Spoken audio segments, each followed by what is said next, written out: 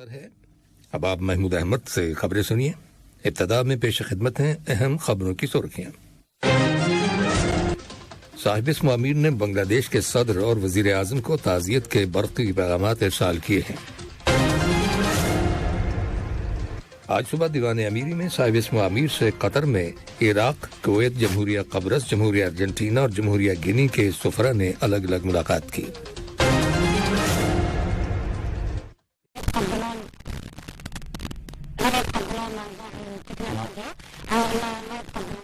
پر اعزاز سے نوازا ہے۔ آج ایران کے شہر طباس میں ٹرین کے حادثے میں 17 افراد ہلاک اور پاکستان کے شہر کوئٹہ کے قریب ایک تیز رفتار وین کے کھائی میں گر جانے سے 22 افراد کے ہلاک ہو جانے کی خبر ملی ہے۔ یہ تھیں اہم خبروں کی سرخیاں اور اب سے چند لمحوں بعد تفصیل سے خبریں نشر کی جائیں گی۔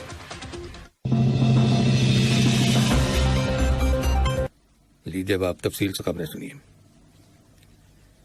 صاحب اسم امیر شیخ تمیم بن حمد آل ثانی نے بنگلہ دیش کے صدر عبدالحمید اور وزیر اعظم شیخ حسینہ واجد کو ملک کے جنوب مشرقی شہر چٹاگانگ کی بندرگاہ میں شپنگ کنٹینر ڈیپو میں آگ لگنے کے نتیجے میں ہونے والی ہلاکتوں پر تعزیت کے برقی پیغامات ارسال کیے ہیں، جن میں زخمیوں کی جلد صحتیابی کی تمنا کا اظہار کیا گیا ہے۔ نائب امیر شیخ عبداللہ بن حمد آل ثانی نے بھی بنگلہ دیش کے صدر اور وزیر اعظم کے نام تعزیت کے برقی پیغامات روانہ کیے ہیں۔ اسی طرح وزیر اعظم اور وزیر داخلہ شیخ خالد بن خلیفہ بن عبدالعزیز آل ثانی نے اس موقع کی مناسبت سے بنگلہ دیش کی وزیر اعظم کو تعزیت کا برقی پیغام ارسال کیا ہے۔ آج صبح دیوان امیری میں صاحب اسم امیر شیخ تمیم بن حمد آل ثانی سے قطر میں کویت کے سفیر حفیظ محمد العجمی، عراق کے سفیر عمر احمد برزنجی اور جمہوریہ قبرص کے سفیر میخالس ذخائری اوغلو نے الگ الگ ملاقات کی۔ یہ تینوں سفراء قطر میں سفارتی ذمہ داریوں کے اختتام پر اپنے وطن واپس جا رہے ہیں۔ صاحب اسم امیر نے تینوں سفراء کو قطر اور ان کے ممالک کے درمیان دو طرفہ تعلقات کو فروغ دینے کے معاملے میں ان کی کارکردگی اور کوششوں کو سراہتے ہوئے انہیں اعزاز سے نوازا اور ان کی مستقبل کی ذمہ داریوں میں کامیابی کے لیے نیک خواہشات کا اظہار کیا۔ جواب میں سفراء نے قطر میں اپنے قیام کے دوران حکومتی اداروں کی جانب سے انہیں جو تعاون حاصل رہا اس کے لیے انہوں نے صاحب اسم امیر کا شکریہ ادا کیا۔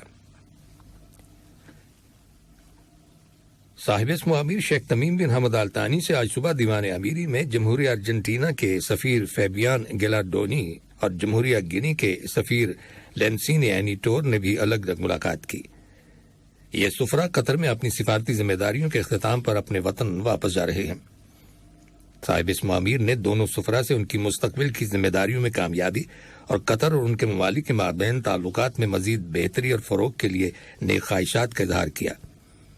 اس موقع پر دونوں سفراء نے صاحب اسم امیر کا اس تعاون کے لیے شکریہ ادا کیا جو انہیں دوحہ میں قیام کے دوران مختلف ریاستی اداروں کی جانب سے حاصل رہا۔ معاون وزیر خارجہ محترمہ لولوہ بنت راشد الخاطر سے آج صبح قطر کے دورے پر آئی ہوئیں اقوام متحدہ کے سیکریٹری جنرل کی بچوں اور مسلح تنازعات کے لیے خصوصی ایلچی ورجینیا گیمبا نے ملاقات کی، جس کے دوران قطر اور اقوام متحدہ کے درمیان تعاون کے تعلقات، مسلح تصادم سے دوچار علاقوں میں بچوں کی صورتحال اور مسلح تصادم کا شکار ہونے والے بچوں کے تحفظ کے طریقوں کا جائزہ لیا گیا۔ ملاقات میں ریاست قطر اور اقوام متحدہ کے سیکریٹری جنرل کے بچوں اور مسلح تنازعات سے متعلق آفس کے انالیسز اور کمیونیکیشن سینٹر کے مابین تعاون کے موضوع پر بھی تبادلہ خیال کیا گیا۔ یہ آفس دوحہ میں یونائیٹڈ نیشنز UN ہاؤس میں کھولا جائے گا۔ قطر اور سویڈن کی خارجہ وزارتوں کے مابین آج دوحہ میں سیاسی مشاورت کا دوسرا دور منعقد ہوا۔ اس سیاسی مشاورت میں شامل قطر کے وفد کی قیادت وزارت خارجہ کے سیکریٹری جنرل ڈاکٹر احمد بن حسن العمادی نے کی، جبکہ سویڈن کے وفد کی قیادت نائب وزیر خارجہ میگوس نیلسن نے کی۔ بات چیت کے دوران دونوں ممالک کے درمیان دو طرفہ تعلقات اور تعاون کو فروغ دینے کے وسائل کے علاوہ باہمی دلچسپی کے متعدد موضوعات پر تبادلہ خیال کیا گیا۔ آج صبح وزیر مملکت برائے امور خارجہ سلطان بن سعد المریخی سے قطر میں جمہوریہ چیک کے غیر مقیم سفیر جرسلان سیرو نے ملاقات کی۔ اس ملاقات کے دوران دونوں ممالک کے درمیان دو طرفہ تعاون کے تعلقات کا جائزہ لیا گیا۔ جمہوریہ انگولا کے وزیر خارجہ ٹیٹی انٹونیو سے آج صبح انگولا کے لیے ریاست قطر کے غیر مقیم سفیر طارق علی فرج الانصاری نے ملاقات کی اور انہیں اپنے اسناد سفارت پیش کی۔ ملاقات میں دونوں ممالک کے تعلقات زیر بحث آئے اور باہمی دلچسپی کے متعدد امور پر تبادلہ خیال کیا گیا۔ International atomic energy agency IAEA نے قطر کو IAEA کے منصوبوں کی مالی مدد میں فراخ دلی سے تعاون کرنے پر اعزاز سے نوازا ہے۔ ان منصوبوں میں آسٹریا کے دارالحکومت ویانا کے مضافات میں واقع لیبارٹریز میں بھی شامل ہیں۔ ویانا میں ایجنسی کے ہیڈ کوارٹرز میں ایک اعزازی تقریب منعقد ہوئی جس میں IAEA کے ڈائریکٹر جنرل رافیل گروسی نے لیبارٹریز کی رینوویشن سمیت IAEA کے پروجیکٹس کی تکمیل کے لیے قطر کی جانب سے مالی معاونت میں تعاون کے لیے شکریہ ادا کیا۔ انہوں نے کہا کہ قطر دنیا کے ان پہلے 8 ممالک میں شامل ہے جنہوں نے IAEA کی لیبارٹریز کی تجدید کے منصوبے کے دوسرے مرحلے میں مالی امداد فراہم کی ہے۔ دیگر ممالک میں Australia, Nigeria, Kuwait, Slovenia, Slovakia, امریکہ اور میکسیکو شامل ہیں۔ مذکورہ اعزازی تقریب میں IAEA سے تسلیم شدہ سفارتی مشنوں کے سربراہان اور اعزاز پانے والے ممالک کے سفیروں اور نمائندوں نے شرکت کی۔ وزارت صحت کی رپورٹ کے مطابق ملک کے اندر گزشتہ 24 گھنٹوں کے دوران کرونا وائرس کے 373 نئے کیسز رجسٹر کیے گئے ہیں، جن میں سے 338 کا تعلق لوکل کمیونٹی سے ہے جبکہ 35 کیسز کا تعلق ٹریولر سے ہے جو حال ہی میں دوحہ آئے ہیں۔ اسی دوران کرونا وائرس کے مزید 258 مریض صحت یاب ہو جانے کے بعد اب اس وبائی بیماری سے شفا پانے والے مریضوں کی مجموعی تعداد اب 3,68,179 ہو گئی ہے۔ یہ خبریں ریڈیو قطر سے نشر کی جا رہی ہیں۔ قابض اسرائیلی فوج نے آج مغربی کنارے کے مختلف علاقوں سے رہائی پانے والے قیدیوں سمیت 18 فلسطینیوں کو گرفتار کر لیا۔ فلسطینی خبر رساں ایجنسی وفا کی رپورٹ کے مطابق قابض فوج نے رام اللہ اور البرہم میں دھاوا بول کر 4 فلسطینیوں کو ان کے گھروں سے حراست میں لیا۔ اسی طرح 4 افراد کو نابلس جبکہ 3 افراد کو جنین شہر سے گرفتار کیا گیا۔ اسرائیلی فوج نے 5 فلسطینیوں کو بیت اللحم شہر سے گرفتار کیا۔ واضح ہے کہ قابض اسرائیلی فوج نے فلسطینیوں کے خلاف غاصبانہ کارروائیوں کے تحت مغربی کنارے اور بیت المقدس میں روزانہ کی بنیاد پر فلسطینیوں کے گھروں پر چھاپوں اور ان کی گرفتاریوں کی مہم شروع کر رکھی ہے۔ ادھر آج صبح یہودی آبادکاروں نے قابض اسرائیلی فوج کی حفاظت میں مسجد اقصی کے صحنوں پر دھاوا بول دیا۔ درجنوں آبادکاروں نے گروپوں کی شکل میں دھاوا بولا اور مسجد کے مختلف حصوں میں اپنی مذہبی رسومات ادا کی۔ مسجد اقصی پر روزانہ صبح و شام قابض اسرائیلی فوج کی مدد سے یہودی آبادکاروں کی جانب سے دراندازی کا سلسلہ جاری ہے۔